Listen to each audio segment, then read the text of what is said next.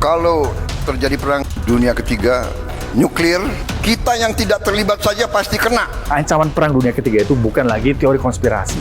Ini nyata, men, di depan mata. Paling tidak sekarang itu terdapat 13.000 nuklir arsenal. Dengan jumlah terbanyak pertama adalah Rusia, kedua Amerika, ketiga Perancis, keempat Inggris, kelima Tiongkok. Jadi dalam kondisi seperti ini, kesalahan kalkulasi kecil saja itu bisa berdampak global. Negara yang tidak terlibat langsung pun bisa kena dampaknya. Kalau kita diserang, tidak akan ada yang bantu kita. Percaya sama saya, nobody is going to help us. Kita harus siap untuk perang.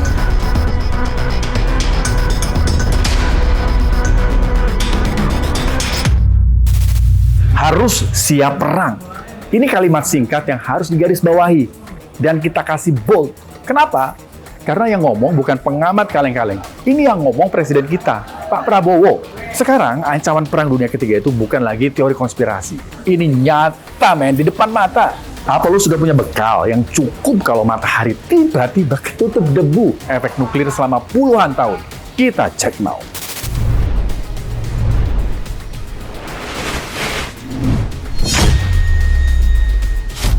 Perang dunia ketiga sudah banyak dibahas. Tadinya sih gue nggak terlalu tune in ya sama isu ini. Tapi dalam sebulan terakhir, pergerakan Amerika ini cukup ngebuka mata.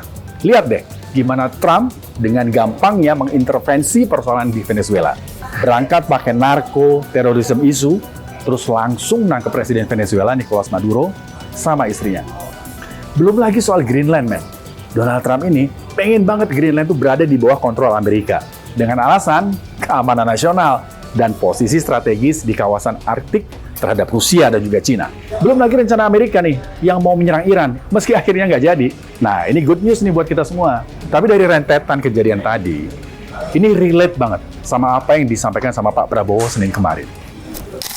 Kita melihat sekarang negara-negara besar yang mengajarkan kita untuk demokrasi, untuk hak asasi manusia, untuk the rule of law, untuk menjaga lingkungan hidup, mereka lah yang melanggar apa yang mereka ajarkan. Kalau kedaulatan sudah dilanggar, hak asasi manusia diabaikan. Perang dunia ketiga itu bukan lagi di awang-awang. Perang dunia ketiga, kalau pecah nih, hanya sedikit senjata senapan yang dipakai. Buat negara-negara yang punya nuklir, ini nih jadi ancaman dunia. Lu mau tahu gimana gambaran kalau tombol nuklir sudah ditekan? Tapi sekarang di tingkat dunia mengkhawatirkan akan terjadi perang dunia ketiga. Saudara-saudara, ada simulasi. Kalau terjadi perang dunia ketiga, nuklir, kita yang tidak terlibat saja pasti kena. Kita akan kena partikel-partikel radioaktif. Mungkin ikan-ikan kita nanti akan terkontaminasi semua. Akan terjadi nuclear winter. Debunya akan menutup matahari. Dan menutup mataharinya tidak 1 tahun, tidak 2 tahun, tidak 3 tahun. Para ahli mengatakan bisa winternya itu puluhan tahun. Bayangin aja, puluhan tahun dalam kegelapan. Ya, meskipun yang disampaikan Pak Prabowo itu hanya simulasi ya, tapi nuclear winter itu real. Efek bom nuklir ini bikin kota dan hutan kebakaran hebat. Sampai asap hitamnya tuh nutupin langit. Asap ini naik tinggi banget sampai ke atmosfer dan nggak mau hilang. Jadi sinar matahari itu nggak akan bisa nembus ke bumi. Karena matahari ketutup, suhu dunia langsung anjlok drastis. Jadi dingin banget kayak di kutub. Akhirnya dunia jadi gelap, tanaman pada mati, dan kita semua nih susah dapat makanan. Butuh waktu puluhan tahun untuk bisa melalui fase nuclear winter ini. Soal nuclear winter ini lu bisa cari. Ada banyak jurnal, ada banyak penelitian, ada studi ilmiahnya, bro. Coba googling aja. Ada TTAPS, Turko, Thun, Ackerman, Pollack, and Sagan. Mereka ini ilmuwan atmosfer tahun 80-an yang merumuskan teori nuclear winter.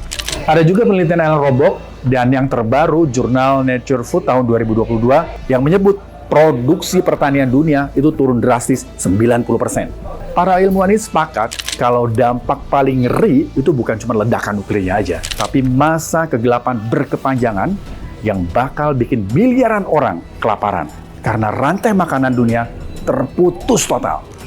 Intinya bro, literatur ilmiah bilang kalau nuclear winter itu bukan sekedar teori konspirasi, tapi resiko fisik yang nyata. Yang nyata banget kalau bom nuklir diledakkan. And the point is, kita bisa survive nggak melewati masa-masa itu? Secara teknis, saya mau menjabarkan, dalam 72 jam pertama, strategi paling rasional adalah tetap berada dalam rumah, bukan evakuasi spontan. Karena paparan radioaktif paling berbahaya justru dari debu dan partikel selama jam-jam itu, awal-awal itu, bukan dari ledakan itu sendiri. Ya. Ya. Karena itu mengurangi mobilitas dan menutup ruang jauh lebih efektif daripada langkah-langkah ekstrim lainnya. Itu yang paling simpel. Nah, soal stok pangan, ya, bukan penimbunan, tapi harus dilakukan buffer rumah tangga yang wajar. Air bersih, bahan pangan tahan lama, dan akses informasi jauh lebih penting daripada perlengkapan teknis yang tidak relevan. Ya, negara kuat bukan negara yang panik menghadapi krisis, Mas.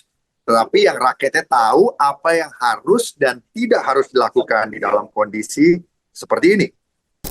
Posisi Indonesia yang nggak ikutan perang itu bukan berarti aman. Bisa kena dampaknya juga, bro.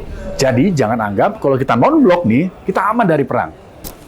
Kita sungguh-sungguh mau non-blok, kalau kita sungguh-sungguh mau tidak terlibat dalam fakta, kalau kita sungguh-sungguh mau bersahabat sama semua, berarti kita sendiri. Kalau kita diancam, kalau kita diserang, tidak akan ada yang bantu kita, saudara-saudara. Percaya sama saya, nobody is going to help us. Gak ada yang nolong kita. Jadi kita sebagai bangsa harus apa dong? Kalau non-blok aja, nggak bener-bener menjamin keamanan negara.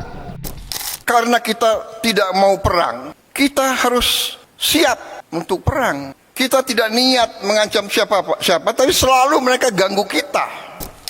Kalau isu perang dunia ketiga ini kita tarik nih ke diri kita masing-masing. Apa sih yang harus kita siapin? Sudah punya bekal apa kita kalau perang dunia ketiga besok terjadi? Maka investasi paling rasional bagi keluarga ya di Indonesia hari ini adalah ketahanan fungsional, bukan spekulatif.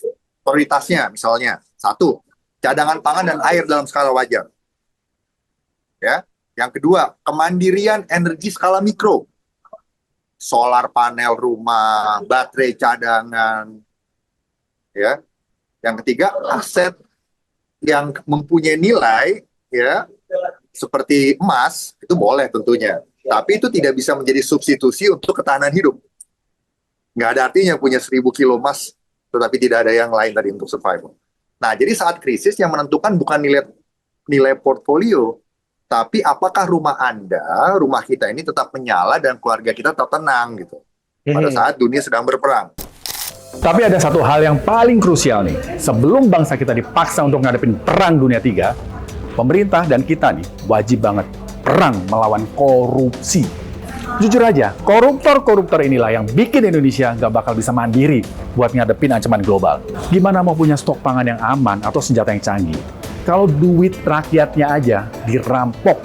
Jadi percuma kita teriak-teriak siap-siap perang dunia ketiga kalau kita sendiri masih kalah ngelawan musuh dalam selimut.